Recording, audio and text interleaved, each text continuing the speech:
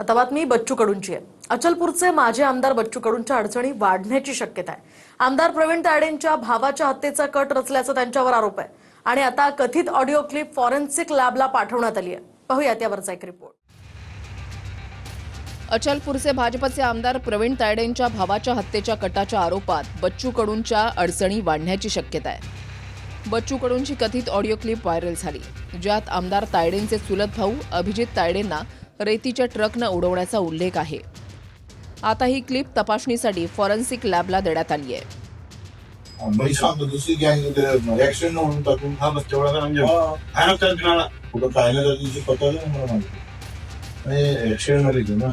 आता काय कर, उलट काय कर, याला काही उडवायचं आहे, व्यवस्थित प्लॅनिंग करायचं। तुझं टोनिंग आंध्रासोबत सुरू करू। मी आता जिल्हा परिषद निवडून झाल्या तर आम्ही तुमच्याकडे येतो, बरोबर आहे? तसं प्लॅनिंग करायचं, याला उडवायचं म्हणजे लोड नाही येणार। याच्या भावाला चुलत भावाला संपवलं तर मग हा कमजोर होईल, अशा प्रकारची त्याच्यात उल्लेख आहे त्या ऑडिओ क्लिपमध्ये। त्यांचे नाव बच्चू हे फक्त लोकांना दाखवायसाठी, शेतकऱ्यांचा नेता म्हणून, गाडगे बाबा म्हणून घेण्यासाठी, परंतु इकडे दुसरं नाव बिच्चू म्हणून असल्यासारखं आहे, जे फक्त माझ्यासारख्या त्यांच्या विरोधात असणाऱ्या कार्यकर्त्यांना डसण्याचं काम करतात, मारण्याचं काम करतात आणि असं षडयंत्र रचण्याचं काम करतात।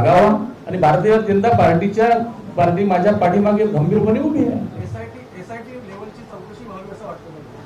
जे चौकशी योग्य असेल ते चौकशी झाल्याशिवाय राहणार नाही, त्याच्याच प्रकारची मी मागणी सन्माननीय गृहमंत्री महोदय, मुख्यमंत्री महोदयाने करणार आहे।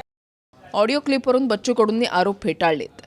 प्रहारच्या कार्यकर्त्यांसाठी बच्चू कडूंनी सोशल मीडियावर एक पोस्टही लिहिली आहे। सर्व प्रहारच्या कार्यकर्त्यांना नम्र विनंती, सध्याचा काळ अत्यंत अटीतटीचा असून सरकारकडून दडपशाही सुरू आहे। अशा परिस्थितीमध्ये आपण संयम राखणं अत्यंत आवश्यक आहे। कोणत्याही प्रकारचं असं कृत्य करू नये ज्यामुळे आपलं नुकसान होईल किंवा विरोधकांना संधी मिळेल। कृपया शांतता भंग होईल किंवा कायद्याचं उल्लंघन होईल असे कोणतेही पाऊल उचलू नका। आपली ताकद ही आपल्या शिस्तीत आणि संयमात आहे। व्हायरल ऑडिओ क्लिपमध्ये आधीच्याही काही घटनांचा उल्लेख आहे, त्यामुळे बच्चू कडूंनी याआधीही कोणाला यमसदनी पाठवलं का त्याचीही चौकशीची मागणी आमदार प्रवीण तायडेंनी केली आहे। बघेल म्हणे ना, छाई आणली होती म्हणे, आम्ही म्हणे ये सपोर्ट पहिले होणार था, बोले भाऊ बोले हमको फ्रॅक्चर नाही, मग काय पुरं काम दाखवावं लागते, अर्धा काळ ठेवायचं अंगावर बसाले, मग तो अजून भारी पडत।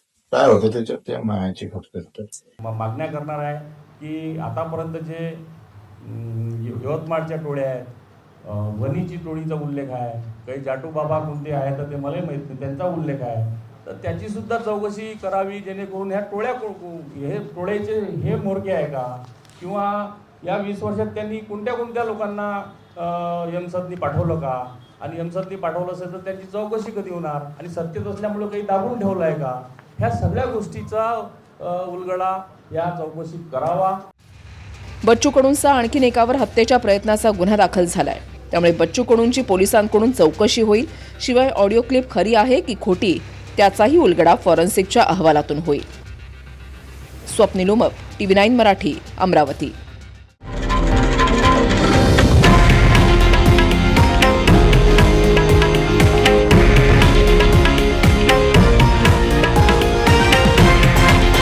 हे आहे देशातील नंबर 1 न्यूज नेटवर्क आणि आपण पाहत आहात TV9 मराठी, एकमेव।